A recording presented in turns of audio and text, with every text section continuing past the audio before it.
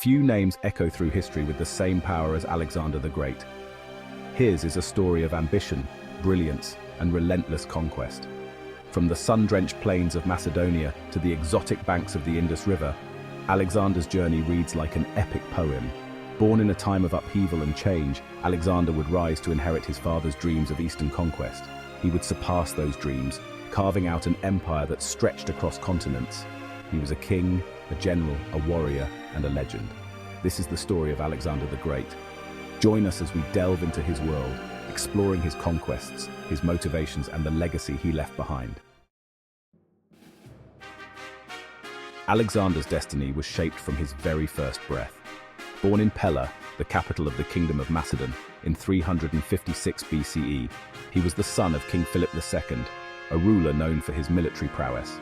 His mother, Olympias, was a woman of fierce intelligence and ambition, descended from the legendary Achilles. Among his educators was the renowned philosopher Aristotle, who instilled in him a love of learning and a deep appreciation for Greek culture. Under Aristotle's tutelage, Alexander's mind was honed to a razor's edge. He devoured works of philosophy, literature, and science, displaying an intellect that impressed even his seasoned teacher. But Alexander's education was not confined to the classroom. His father ensured he received rigorous physical training, excelling in horsemanship, swordsmanship, and every other martial discipline. He was a young man destined for greatness, poised to inherit his father's kingdom and lead it to new heights of glory. Alexander inherited more than just ambition from his father. Philip II was a military innovator, transforming the Macedonian army into a formidable force. One of Philip's most significant innovations was the Macedonian phalanx, a formation of heavily armed infantrymen. Armed with long pikes called sarissas, the phalanx presented a bristling wall of spears to the enemy. Philip also created a powerful force of mounted warriors known as the companion cavalry. These elite horsemen served as Alexander's bodyguard and shock troops, delivering decisive blows on the battlefield. Philip's military reforms laid the foundation for Alexander's future conquests. He provided his son with a well-trained, well-equipped army, a force that would prove its worth on countless battlefields. More importantly, he instilled in Alexander a deep understanding of strategy, logistics, and the art of war. In 336 BCE, Philip II was assassinated, leaving the throne of Macedon to his 20-year-old son. Alexander, now king, wasted no time in consolidating his power and securing his borders. With his kingdom secure, he turned his attention eastward, towards the Persian Empire. In the spring of 334 BCE, Alexander led his army across the Hellespont. This was a full-scale invasion aimed at the heart of the Persian Empire. Alexander's first major victory came at the Battle of Granicus River. The victory sent shockwaves through the Persian Empire. The Persian king Darius III began to realize the true extent of the threat. He assembled a vast army, determined to crush Alexander. The two forces clashed at the Battle of Issus in 333 BCE. Alexander led a charge directly at Darius himself. Issus was a stunning victory for Alexander, cementing his reputation as a military genius. As Alexander's conquests swept across the eastern Mediterranean, he didn't just topple empires, he built. He envisioned more than military domination. He sought to leave an indelible mark on the world. This vision found its most enduring expression in the numerous cities he founded, each bearing his name: Alexandria. These weren't mere outposts. They were designed as vibrant centers of trade, culture, and knowledge. Among these, the city of Alexandria in Egypt, founded in 331 BCE, would become his crowning urban achievement. Situated at the crossroads of Europe, Asia, and Africa, Alexandria was strategically positioned to become a hub of trade. But Alexandria was more than just a center of commerce. It was a melting pot of cultures and ideas. Greeks, Egyptians, Persians, and people from across Alexander's empire flocked to the city, bringing with them their languages, customs, and beliefs. At the heart of Alexandria's intellectual life stood its magnificent library, a repository of knowledge unparalleled in the ancient world. Alexander's conquests were fueled by ambition, but they were also driven by a more practical consideration: wealth. The Persian Empire, with its vast stores of gold, silver, and precious commodities, represented a tantalizing prize. The riches that flowed into Alexander's coffers from captured cities, tribute payments, and the spoils of war were staggering. He used this newfound wealth to finance his campaigns, paying his troops, equipping his armies, and ensuring a steady flow of supplies. A well-paid army, after all, was a loyal army, and Alexander understood the importance of rewarding his soldiers. But Alexander's use of wealth extended far beyond the battlefield. He invested heavily in infrastructure, building roads, bridges, and canals to improve communication and trade within his expanding empire. He funded the construction of temples, theaters, and other public works, showcasing the prosperity of his reign. Alexander was a master of patronage, using his wealth to cultivate loyalty and reward his followers.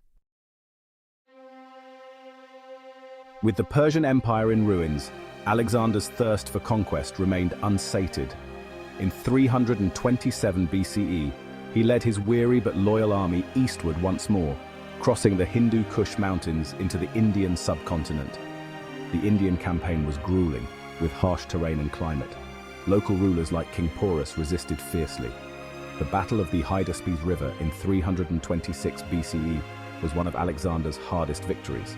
Despite victories, resistance grew. Alexander sought alliances with local rulers, but his dream of reaching the ends of the earth was not to be. In 324 BCE, on the banks of the Hyphasis River, his troops refused to go further. Reluctantly, Alexander agreed to turn back. In 323 BCE, after a reign of just 13 years, Alexander the Great died in Babylon at the age of 32. The cause of his death remains a subject of debate among historians. Regardless of the cause, his sudden and unexpected demise sent shockwaves through his vast empire. Alexander's empire, lacking a clear heir, was plunged into chaos. His generals, ambitious men who had served him loyally, began to vie for control. The once unified empire, held together by Alexander's charisma and military genius, fractured into competing kingdoms. These successor kingdoms, ruled by the Diadochi, meaning successors, engaged in decades of bitter warfare. The death of Alexander and the subsequent division of his empire had profound consequences for the ancient world. It ushered in the Hellenistic period, an era characterized by the spread of Greek culture, language, and ideas. History remembers Alexander the Great as a brilliant military strategist, a relentless conqueror, and a king of unparalleled ambition. But what about the man behind the legend? What motivated him? What were his passions? And what kind of person was he beyond the battlefield? Alexander was said to be a charismatic and complex figure, capable of great generosity and ruthlessness in equal measure.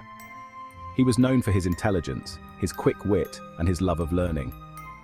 He was a patron of the arts and sciences, surrounding himself with scholars, poets, and artists. He was also a man of great ambition, driven by a desire to emulate and even surpass the heroes of Greek legend. However, Alexander's ambition was not without its dark side. He could be ruthless in his pursuit of victory, and his temper, when roused, was legendary. Despite his flaws, Alexander was a visionary leader who left an enduring mark on history. He dreamed of a world united under his rule, a world where Greek culture and values would prevail. Alexander the Great's life was short, but his impact on the course of history was profound. He was more than just a conqueror. He was a unifier, a visionary, and a catalyst for cultural exchange. His conquest shattered the old order, redrawing the map of the ancient world. The Hellenistic period, which followed Alexander's death, witnessed the flourishing of Greek culture, language, and ideas. Alexandria, his namesake city in Egypt, became a center of learning and scholarship. Alexander's conquests also facilitated trade and commerce between East and West. The exchange of goods, ideas, and technologies had a transformative effect on the ancient world. Even today, Alexander's legacy continues to fascinate and inspire. If you found this exploration of Alexander the Great's life and legacy captivating, then we invite you to delve deeper into the annals of history with us. Join the History Hit community and embark on a journey through time, uncovering the stories, mysteries, and pivotal moments that have shaped our world. Our channel offers a treasure trove of documentaries, podcasts, and articles, all meticulously researched and brought to life by expert historians and passionate storytellers. From ancient civilizations to modern conflicts, we cover it all, bringing history to life in engaging and accessible ways. So, what are you waiting for? Hit that subscribe button, ring the notification bell, and join us as we venture into the past together. Your journey through history starts now. Thank you for watching.